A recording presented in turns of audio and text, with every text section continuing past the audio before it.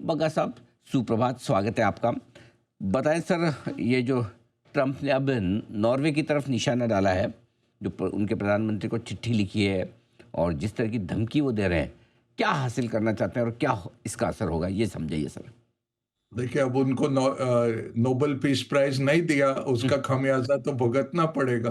हम्म। उन्होंने स्ट्रेट लिख दिया कि देखो, आपने मुझे नहीं दिया नोबेल पीस सर प्राइज। परसों दिया तो था, वो मैडम गई थी, उन्होंने एकदम वो फ्रेम करवा के दे तो दिया, अब और कैसे लेंगे मतलब?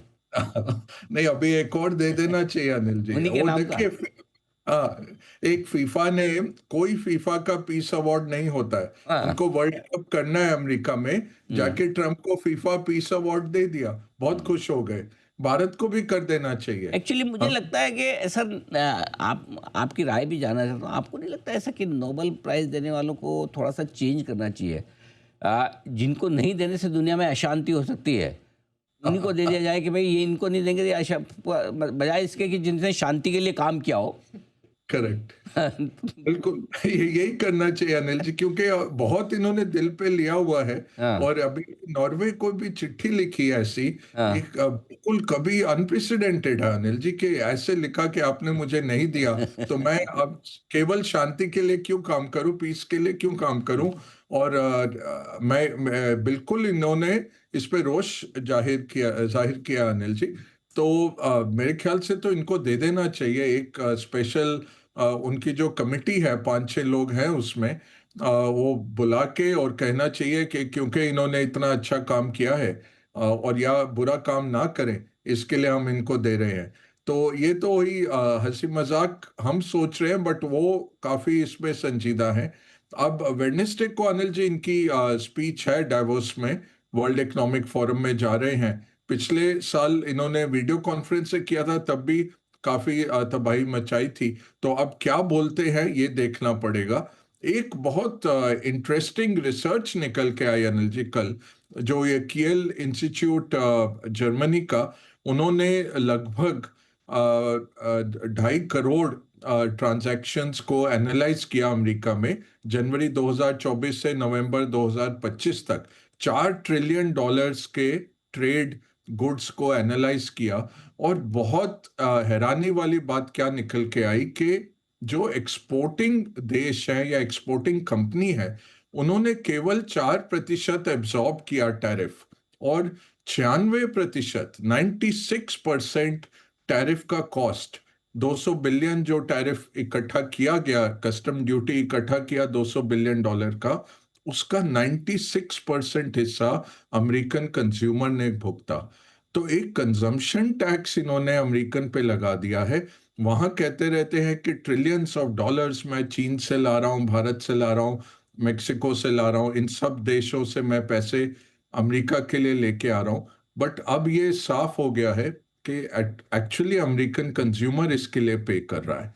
बट ये सोचिए कितनी बुलंद इकोनॉमी है, इस सब के चलते हुए भी इकोनॉमी इतनी अच्छी कर रही है। और उसका एक बहुत छोटा हम कह सकते हैं कॉज है, जो आपका एआई में जबरदस्त कैपेक्स हो रहा है, 400-500 बिलियन डॉलर आर्टिफिशियल इंटेलिजेंस के चलते जो डल रहा है अमेरिकन इकोनॉमी में, उसने बहुत हेल्प किया है पिछले साल, कि वो अमेरिकन इकोनॉमी बढ़ती रहे।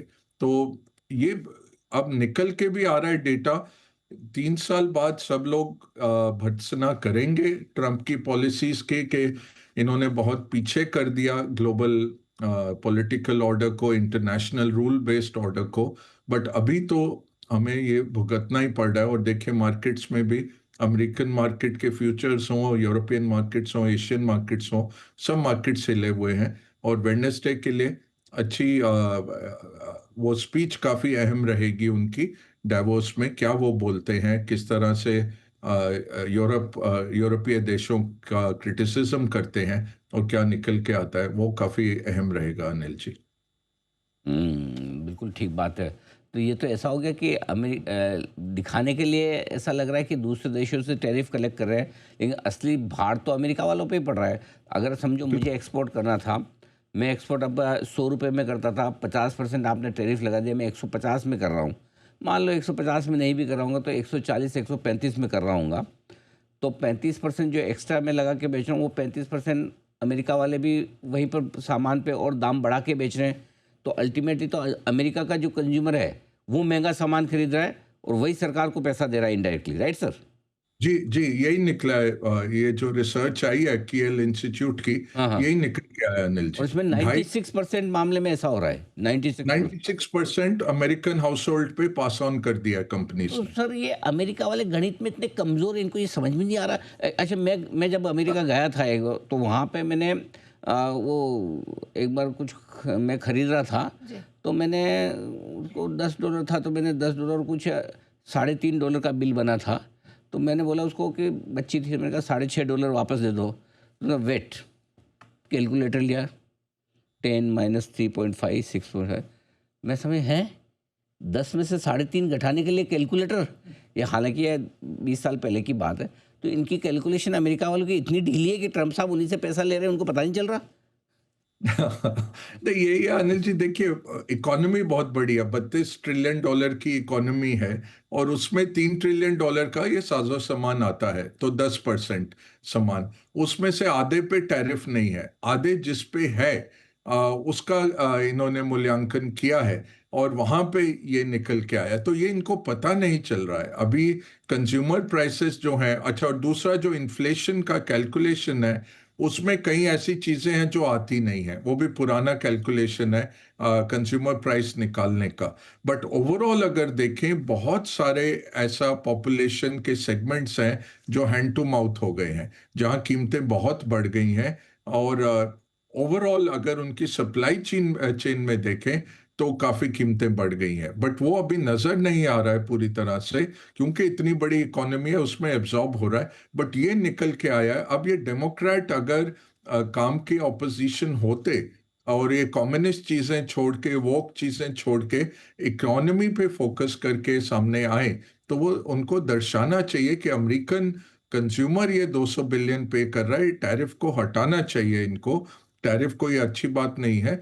ये है कि इनका फिजिकल डेफिसिट उसके कारण कम हो गया, बट यही है कि एक टैक्स बढ़ा दिया आपने अमेरिकन कंज्यूमर पे। तो हम जो कहते हैं कंजम्पशन टैक्स लगा के आपने $200 बिलियन इकट्ठे कर लिए, और अपना फिजिकल डेफिसिट उतने अमाउंट से कम किया, बट पे तो अमेरिकन कंज्यूमर नहीं किया। और ये नहीं कि रिच लोगों ने ज्यादा पे किया, जो टैक्स ऐसे प्रोग्रेसिव बढ़ता है कि हायर इनकम पे हायर टैक्स रहता है, तो वो थोड़ा सा इक्विटेबल रहता है कि जिनके पास ज्यादा पैसा है वो ज्यादा टैक्स दें।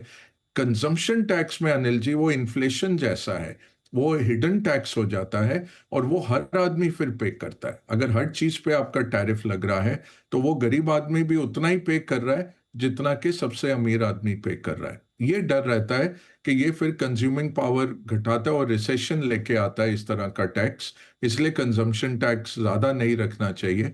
ये सब देशों को समझ है। बट ये 200 बिलियन दे रहे हैं, अब ये किसी को समझ नहीं आ रही कि इतने इनके अच्छे सलाहकार हैं, ये कोई नहीं देख रहा है कि भाई एंड में तो अमेरिकन कंज्यूमर पे ही ज्यादा भार पड़ रहा है। ये समझ नहीं आ रही बिल्कुल।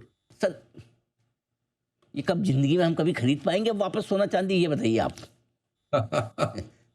नहीं अनिल जी, मैं एक सेमिनार में था, ये जैन साहब ने अरेंज किया था, और पृथ्वीराज कोठारी जी थे, हाँ।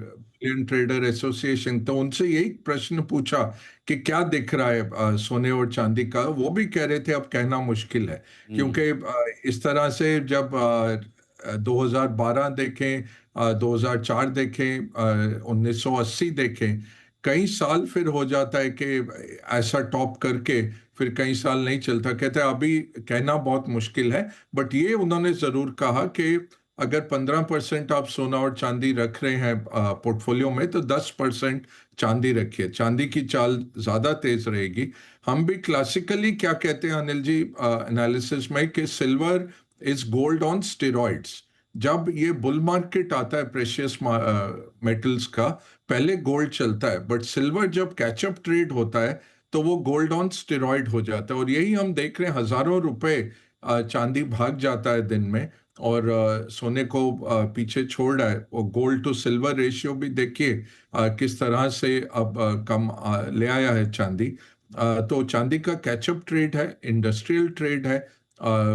वो ज़रूर है कि डिमांड सप्लाई के तौर पे चांदी कम है और इसको अगर लिंक किया जाए अनिल जी, जो भी इलेक्ट्रिक व्हीकल की सब्सिडी आ रही है दुनिया भर में, वो हेल्प कर रही है चांदी की प्राइस को, क्योंकि ज़्यादा ईवी बिकेंगे तो बैटरियों में ज़्यादा चांदी डलेगा।